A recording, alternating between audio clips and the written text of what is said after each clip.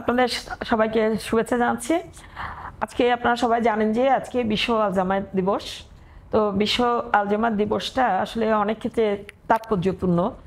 আমরা অনেকেই জানি না যে আসলে এই আলজাইমার দিবসটা কেন, এটার জন্য একটা সচেতনতা বৃদ্ধি করা দরকার।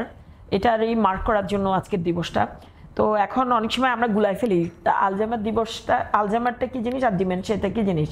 তো আমরা সংক্ষেপে যদি বুঝতে চাই তাহলে বলতে পারি যে আলজাইমারটা হলো কজ আর ডিমেনশিয়াটা হচ্ছে এফেক্ট। মানে আপনার ব্রেনের মধ্যে যে রোগটা বাসা বাঁধতেছে সেই রোগটা হলো আলজাইমার। আর সেই আলজাইমারের জন্য আপনার যে বিহেভিয়ারাল প্যাটার্ন চেঞ্জ, আপনার স্মৃতিশক্তি হারাই ফেলতেছেন কিংবা যে আপনার বিহেভিয়ারাল পরিবর্তনটাই হলো ডিমেনশিয়া। এখন কোশ্চেন আসে যে এই যে ডিমেনশিয়ার পেশেন্ট দিন দিন বাড়তেছে, তাহলে কি আগে ছিল না? আসলে ডিমেনশিয়ার পেশেন্ট সবসময় ছিল, কিন্তু অ্যাওয়ারনেস না থাকার ফলে সে যে ডিমেনশিয়ায় আক্রান্ত সেটা অনেকেই বুঝতো না। না বুঝার ফলে যেটা হয়েছে, অথবা আমাদের সোশ্যাল স্টিগমার জন্য এটা অনেকে ভাবে যে কি এরা পাগল মনে হয়, বা ঘরের মধ্যে একজন পাগল আসলে এটা বংশগত রোগ মনে করে সমাজ থেকে বিচ্ছিন্ন হয়ে যাবে, এটা ভয়ে অনেকে এগুলো ডিসক্লোজ করতো না। ডিসক্লোজ না করার কারণে যেটা হচ্ছে যে ডিমেনশিয়ার পেশেন্টটা নিজেরও লাইফ স্প্যানটা কমে যায়, কারণ সে প্রপার কেয়ার পায় না, না পাওয়ার কারণে তার যতটুকু জার্নিটা যেভাবে স্মুথ হওয়ার কথা ছিল স্মুথ না হওয়ার কারণে সে দ্রুত তার লাইফটাও কষ্টের মধ্যে দিয়ে শেষ হয়। এবং অপরদিকে তার ফ্যামিলি মেম্বার্সরাও এটাকে একটা মানে সমাজে লুকানো জিনিস মনে করে তারাও একটা মানসিক চাপ নিয়ে থাকে। তো সব কিছু মিলিয়ে এটা সোসাইটিতে একটা নেগেটিভভাবে দেখা হচ্ছে। কিন্তু আপনারা যদি লক্ষ্য করেন সারা পৃথিবীতে এই ডিমেনশিয়ার পেশেন্টগুলোকে সবাই কিন্তু অনেকটা এমপ্যাথির সাথে নিচ্ছে। অনেকে আছে দেখবেন যে তাদেরকে কেয়ার গিভার হিসাবে তাদেরকে সাপোর্ট দেওয়ার জন্য ট্রেনিং নিয়ে তাদেরকে টেক কেয়ার করতেছে। তো এখন বাংলাদেশে আমরা সেরকম কোনো কেয়ার গিভারের প্রভিশন আছে কিনা, বা মানে এই ধরনের অপরচুনিটিগুলো আছে কিনা, এই কোয়েশ্চেনটা আজকের দিনে সচেতনতার জন্য প্রশ্ন আসতে পারে। তো আমি আপনাদেরকে যেটা জানাতে চাই এনএসডি এর এক্সিকিউটিভ চেয়ারম্যান হিসেবে, এনএসডি এর আওতায় আমাদের 16টা ইন্ডাস্ট্রি স্কিল কাউন্সিল আছে। তো 16টার একটা হলো informal sector industry skill council, যারা মূলত আপনার স্পেসিফিক কয়েকটা সেক্টর বাদ দিয়ে বাংলাদেশের যতগুলো সেক্টর আছে ইনক্লুডিং হেলথ সেক্টর সেগুলো নিয়ে কাজ করছে। তো আমাদের কাজটা কি, ইনফরমাল সেক্টর কি কাজ করতেছে, এটা হলো যে মার্কেটে কি রিকোয়ারমেন্টটা আছে সেই রিকোয়ারমেন্টটা জেনে আমাদেরকে জানায়, আমরা সেটা ডিমান্ড বেস এনএসডিএ কারিকুলাম তৈরি করে দেয়, তৈরি করে ট্রেনিংয়ের ব্যবস্থা করে দেয়, একটা দক্ষ মানব সম্পদ তৈরি করে সুযোগ তৈরি করে দেয়। এনএসডিএ সার্টিফিকেটধারী যেই মানে স্কিল ওয়ার্কফোর্স, তারা দেখা যায় তাদের জব অপরচুনিটির পাথওয়েটা ওপেন হয় যদি আমাদের সার্টিফিকেট তাদের থাকে এবং তাদের জব মার্কেটে তাদের মানে এন্ট্রি হতে সহজ হয় আর কি। তো সেভাবে একটা হলো যে আমাদের কেয়ার গিভিং ইনস্টিটিউট, ওইখানে আমাদের যে 1400টা ইনস্টিটিউট আছে সেই 1400টার মধ্যে আমাদের অ্যারাউন্ড 70 থেকে 80টা আছে কেয়ার গিভিং এর ইনস্টিটিউট। সেই কেয়ার গিভিং ইনস্টিটিউটগুলোর মধ্যে আমাদের যে কারিকুলামটা ডেভেলপ করা হয়েছে সেখানে কিন্তু ডিমেনশিয়ারও যে কেয়ার গিভিং এর একটা প্রভিশন রাখা আছে, সিলেবাস আছে, যেটা আমরা ডেভেলপ করে দিচ্ছি। আমাদের যে মানে আছে ক্যাড, সিবিএলএম এবং আমাদের অ্যাসেসমেন্ট টুল, এগুলো সব কিন্তু অলরেডি রেডি করা আছে। কিন্তু আমাদের যেই 180 মিলিয়ন জনগোষ্ঠীর একটা দেশে আমাদের যেটুকু আমরা ডেভেলপ করেছি এটা মাত্র শুরু, এটা বলবো না যে এটা শেষ।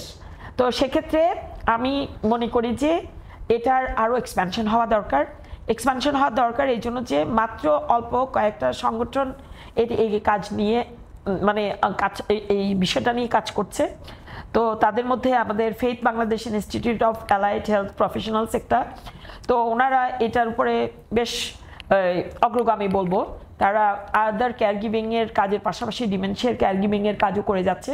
তো আমি মনে করি যে সমাজে এরকম আরও অনেকগুলো প্রতিষ্ঠান আছে যারা এই ধরনের মেন্টাল হেলথ কাউন্সিলিং করছেন কিংবা কেয়ার গিভিংয়ের কাজ করছেন কিংবা স্পেশাল যারা চাইল্ড কিংবা তাদের নিয়ে কাজ করছেন। এখানে অনেকগুলো জায়গায় কিন্তু কেয়ার গিভারদের ডিমান্ড আছে।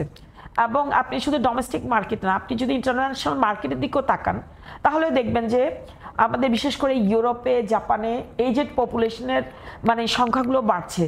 এবং ইভেন আমাদের দেশের দিকেও যদি আপনি তাকান, একটা সময় আসবে আমাদের অনেকেরই মানে বাংলাদেশের যেহেতু এখন ইন্টারন্যাশনাল মার্কেট অ্যাক্সেসটা ইজি, মোবিলিটিটা বেড়ে গেছে, আপনারা দেখবেন সবারই কম বেশি ছেলে মেয়ে বাইরে লেখাপড়া করছে, আপনারা মানে আস্তে আস্তে আমরা সবাই কিন্তু মানে সংখ্যার দিক থেকে কমে যাচ্ছে, ফ্যামিলি ছোট হয়ে যাচ্ছে।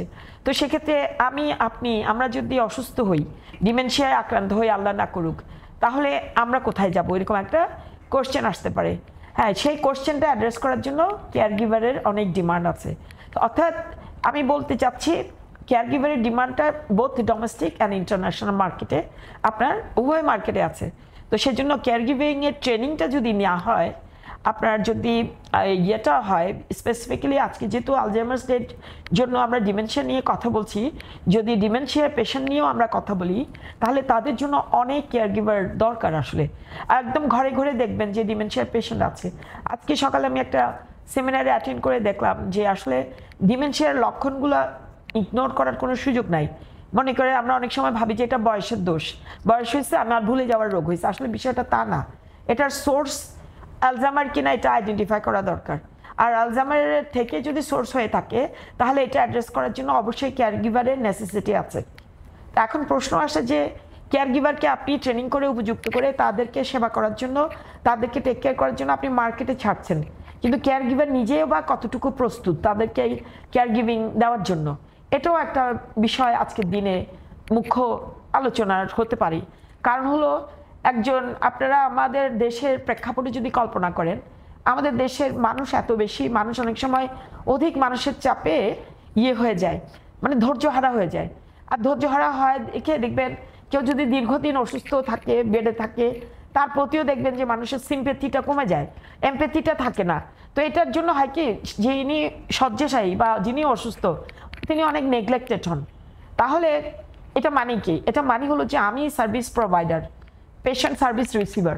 তো service provider himself or herself যদি সিক থাকে, মেন্টাল হেলথ ঠিক না থাকে, তার যদি পেশেন্টটা ঠিক না থাকে যে কিভাবে পেশেন্টস নিয়ে কাজ করবে একজনের জন্য, তাহলে কিন্তু দেখবেন যে সার্ভিসটা যেভাবে ডেলিভারি হওয়া দরকার সেই ডেলিভারিটা পাওয়া যায় না।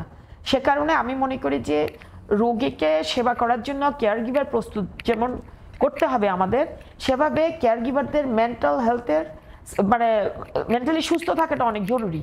আর এটা চিন্তা করে আমরা এনএসডিএ থেকে যে কারিকুলামটা ডেভেলপ করেছি, সেই কারিকুলামের একটা অংশে আমাদের কিন্তু care giver how to give service শুধু না, মানে how to maintain there mental health এবং ফিজিক্যাল হেলথ, এই বিষয়টাও কিন্তু আমাদের মডিউলার পার্টের মধ্যে আছে, যাতে সে নিজেকে শারীরিক এবং মানসিকভাবে সুস্থ রেখে আরেকজনকে সেবা করার জন্য নিজেকে উপযোগী করে তৈরি করতে পারে। তো সেটা আমাদের কারিকুলামের মধ্যে আছে। কিন্তু এটা মাত্র আমি আপনাদেরকে শুরুতেই বললাম যে এটা আমাদের শুরু।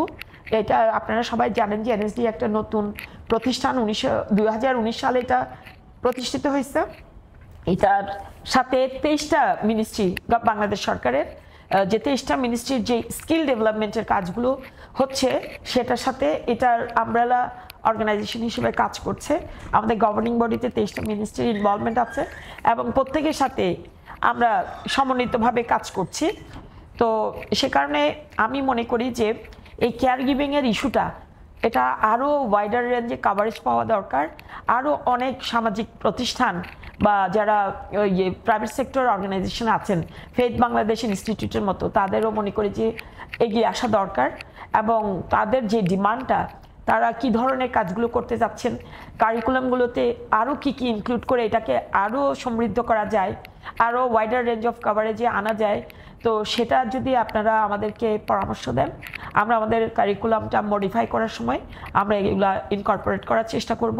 কারণ আমরা আছি যে আমাদের সমাজের জন্য, দেশের জন্য আমাদের যেই রিকোয়ারমেন্টটা সেটা ফুলফিল করে উপযুক্ত মানব সম্পদ তৈরির জন্য কারিকুলাম তৈরি করার জন্য এনএসডি এর ম্যান্ডেট।